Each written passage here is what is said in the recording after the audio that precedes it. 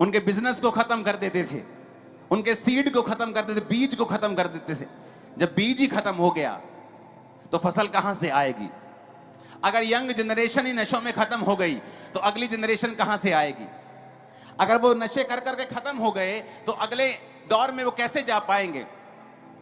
क्योंकि शैतान बीज के ऊपर अटैक करता है और शैतान उन्हीं पे अटैक करता है जो परमेश्वर से दूर हैं। वचन कहता है कि इस्राएलियों ने यहोवा की दृष्टि में बुरा किया और परमेश्वर ने उन्हें शैतान के वश में कर दिया। मिधानियों को शैतान की तरह ले लो, क्योंकि अब हमारा युद्ध किसी इंसान से नहीं है। आज जब एक व्यक्ति प्रभु से दूर होता है, आज जब एक व्यक्ति परमेश्वर को देख नहीं पाता, क्योंकि धर्म का चश्मा लगा लेता है, जात का चश्मा लगा लेता है, उसे फिर परमेश्वर दिख नहीं सकता। अगर परमेश्वर को देखना है तो अपने आप को संसार से दूर करके अपनी आत्मिक आंखों को खोल के हमें परमेश्वर को देखना पड़ेगा कि परमेश्वर किसी धर्म या जात का नहीं, परमेश्वर मेरा परमेश्वर है जिसने मुझे पैदा किया और वो मुझे छुटकारे में देखना चाहता है। बाइबल कहती है जब इस्राएलियों ने परमेश्वर की दृष्टि में बुरा किया तो उसने उन्हें मिधानियों के वश में कर दिया और वो उनके बीजों के ऊपर हमला करने लगा। जब शैतान आपकी लाइफ में काम करता है, आप सोचते हैं कि ये मैंने 80,000 जमा कर लिया है, अब मैं ये 80,000 से अपने जो कच्चा कमरा है मैं उसको पक्का कर लूंगी, और शैतान आता है एक बीमारी के साथ और आपके 80,000 की बजाय 1,60,000 आपका खा जाता है। आप सोचते हैं ओ मैंने अपने बच्चे के लिए सारा कुछ दे दिया है, मैंने बड़ी मजदूरी की है, मैंने बड़ा काम किया है, मैंने घरों का काम करके, मैंने खेती करके, कैसे भी करके अपने बच्चों को बड़ा किया है, और शैतान आता है और उन्हीं बच्चों को नशे की लत लगा देता है, क्योंकि शैतान हमेशा बीज के ऊपर हमला करता है। आप सोचते हैं कि अब मैंने कुछ कर लिया है, अब मैंने अपने बच्चे को फौरन भेज दिया है, और वहां से न्यूज आती है कि आपके बच्चे का एक्सीडेंट हो गया है, क्योंकि शैतान बीज के ऊपर हमला करता है, आपके बिजनेस के ऊपर हमला करता है, आपकी सेहत के ऊपर हमला करता है। वचन कहता है कि जो खुदा से दूर होगा शैतान उस पर हमला करता है। ये नहीं कि परमेश्वर उस पर हमला कर रहा है, परमेश्वर दुख नहीं देता। आप अपने बच्चों को दुख नहीं देते हैं, आपके बच्चे आपसे दूर भी हो जाए तो आपको दुख नहीं देते, लेकिन आप अपने बच्चों की सुरक्षा नहीं कर पाते जब बच्चे आपसे दूर होते हैं। जब आप परमेश्वर से दूर हो जाते हैं, जब आप दुनिया के पाप में चले जाते हैं, व्यभिचार में चले जाते हैं, चोरियां करने लगते हैं, कुंडियां डालने लगते हैं, अलग अलग प्रकार के आप गलत काम करने लगते हैं, तो बाइबल में लिखा है आप परमेश्वर की दृष्टि में आप पापी बन जाते हैं। जब आप पापी हो जाते हैं तो शैतान के पास अधिकार होता है कि वो आपके बीजों के ऊपर हमला कर सके और आपके ऊपर अटैक कर सके।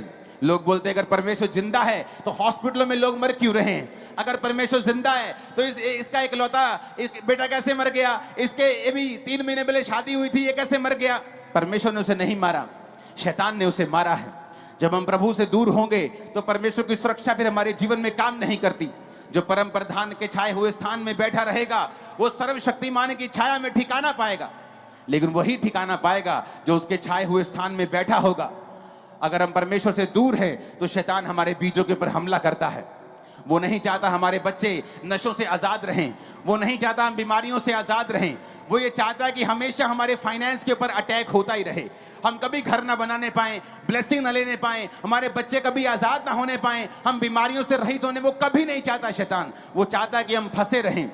और बाइबल कहती है परमेश्वर जो प्रेमी परमेश्वर है, जो पिता है, जो आपकी तरह जब एक पिता अपने बच्चे के लिए जान तक देने के लिए आ जाता है, वो परमेश्वर आपके छुटकारे का इंतजाम करता रहता है और वो आपको छुटकारा देना चाहता है।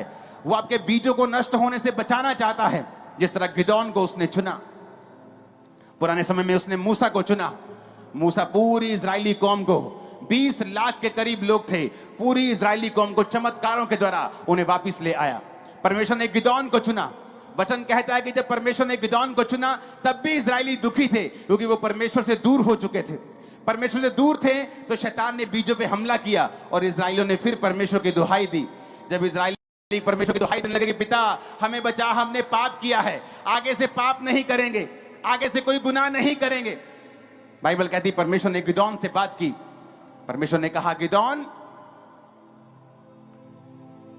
8 आयत में लिखा यहोवा ने इजराइलियों के पास एक नबी भेजा जिसने कहा इजराइल का परमेश्वर यहोवा यूं कहता है कि मैं तुमको मिस्र से ले आया और दास्तव के घर से निकाल ले आया। मैंने तुमको मिस्रियों के हाथ से, जितने तुम पर अंधेर करते थे, सबों के हाथ से छुड़ाया कि उनको तुम्हारे सामने से बरबस निकाल कर उनका देश तुम्हें दे दिया। मैंने तुमसे कहा मैं तुम्हारा परमेश्वर यहोवा हूं। एमोरी लोग जिनके देश में तुम रहते हो, उनके देवताओं का भय ना मानना, परंतु तुमने मेरा कहा नहीं माना। यहोवा का दूत बांज वृक्ष के नीचे बैठ गया, जो ओपरा में अबीएजेर अबीएजरी योआश का था, और उसका पुत्र गिदोन एक दाखरस के कुंड में गेहूं इसलिए झाड़ रहा था कि उसे मिधानियों से छुपा रखे। यहोवा के दूत ने दर्शन देकर कहा गिदोन से, हे शूरवीर सूरमा, यहोवा तेरे संग है। गिदोन ने उससे कहा, हे मेरे प्रभु, विनती सुन, यदि यहोवा मेरे संग होता तो क्या हम पर यह विपत्ति पड़ती? जितने आश्चर्य कर्मों का वर्णन हमारे पुरखा कहकर करते थे कि यहोवा हमें मिस्र से छुड़ा नहीं लाया, वो कहां रहे? अब तो यहोवा ने हमको त्याग दिया है और मिधानियों के हाथ में कर दिया है। तब यहोवा ने उस पर दृष्टि करके कहा, अपनी इसी शक्ति पे जा, तू इस्राएलियों को मिधानियों के हाथ से छुड़ाएगा। क्या मैंने तुझे नहीं भेजा? ऊंची आवाज से बोलो हालेलुया, ऊंची आवाज से बोलो हालेलुया। तो वचन कहता है कि उस दूत के सामने गिदोन ने भेंट को रखा,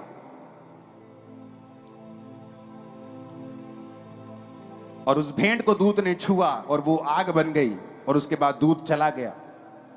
22 आयत में लिखा, गिदोन ने जान लिया कि वह यहोवा का दूत था।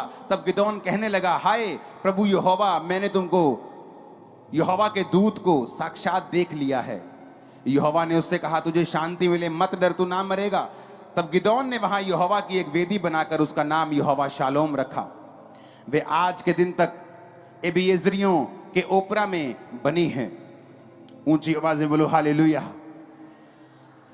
वचन कहता है कि इस्राएल ने जब परमेश्वर की दुहाई दी, परमेश्वर ने फिर एक व्यक्ति को भेजा, उसका नाम गिदोन था। जब परमेश्वर ने कहा, गिदोन, हे शूरवीर सूरमा, यहोवा तेरे संग है कि तू जाकर अब इस्राएलियों को मिधानियों के हाथ से छुड़ाएगा। और उसने पता क्या कहा? उसने कहा, मेरा कुल, मेरे सब परिवार में सबसे कंगाल है। कहता मैं सबसे छोटा हूं। हालेलुया। और उसने कहा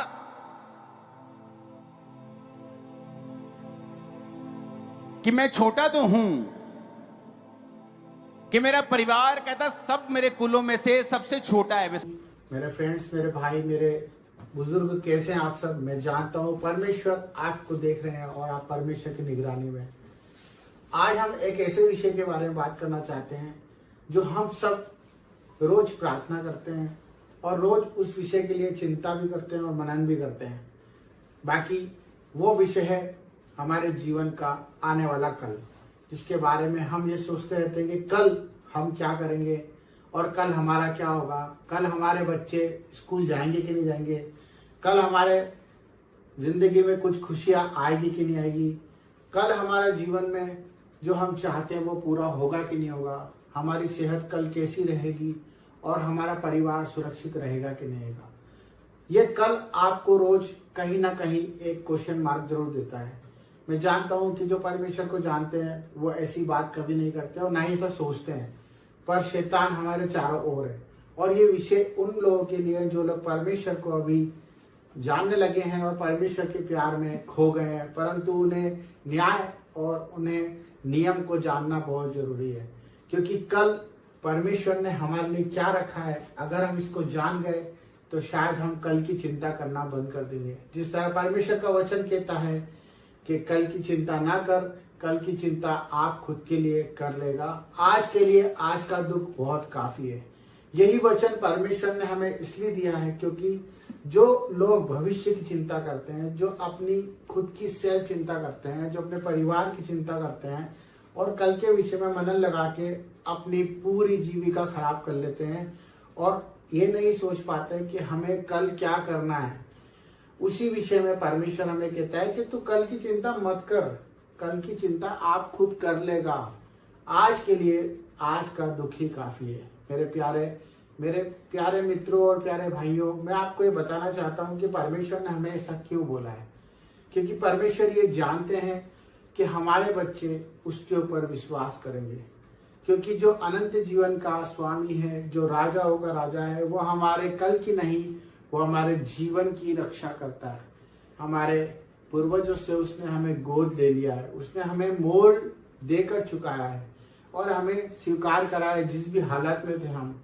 जब हम पहले ऐसे थे, जब हमारे भविष्य के बारे में हमें नहीं पता था, जब हम अपने बारे में सोच सोच कर गलत गलत कदम उठा लिया करते थे और पाप में पड़ जाते थे और उस पाप का परिणाम भी बहुत बड़ा बड़ा भोगते थे। पर हम क्यों नहीं जानते कि आज हम वही गलतियां, वही व्यवहार वापस करेंगे तो हम किस तरह से प्रभु के कहलाएंगे। जिस तरह से परमेश्वर ने हम पर दया रखी, अगर आप उस दया को जानना चाहें तो हम कैसे अपने आप को जान सकते हैं, कैसे जान सकते हैं और कैसे जान सकते हैं। ये वही वचन है जो परमेश्वर का हमें सिखा रहा है कि तुम कल की चिंता मत करो।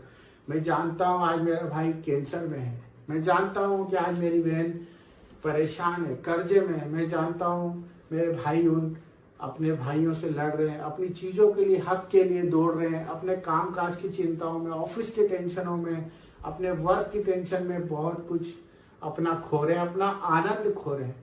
मेरे भाई बहनों, ये विषय परमेश्वर ने हमें इसलिए दिया कि जब हम इस चीज को छोटा करेंगे, अपने कामों को अनुशासन से करेंगे, नियम से करेंगे और अपने मुख पर सच रखेंगे, हमसे जो होता है हम उसी को करें। हमारी आंखें जितना देखती हैं हम उसी को अपना काम का सोता बनाया, उतना ही चले जितना हम चल सकते हैं, क्योंकि परमेश्वर ने हमारा बोझ अपने ऊपर ले लिया है। व्यर्थ चिंता ना करें, हमें चिंता करने की कोई जरूरत नहीं है, क्योंकि परमेश्वर ने क्रूस पर अपनी जान दी, अपने इकलौते पुत्र को हमारे लिए इसलिए दिया कि हम नाश ना हो और हम विजय के जुलूस में चले और परमेश्वर की महिमा को देखें। और परमेश्वर की महिमा जब ही होती है जब हम परमेश्वर के पीछे अपना क्रूस उठाकर चलते जाते हैं। तो मेरे भाई बहनों, ये आपको समझना है कि हम अगर कल की चिंता करते हैं तो परमेश्वर के उस नियम को तोड़ते हैं जो परमेश्वर ने हमारे लिए बलिदान दिया। अगर आप महिमा देखना चाहते हैं और परमेश्वर के कामों को देखना चाहते हैं तो आज के आनंद में खुशियों से जियो, आनंद से अपने परिवार के साथ खुशियां मनाओ और प्रभु की आराधना करो, प्रार्थनाएं करो अपने पड़ोसी के लिए और अपने लिए भी। Thank you. जय मसीह।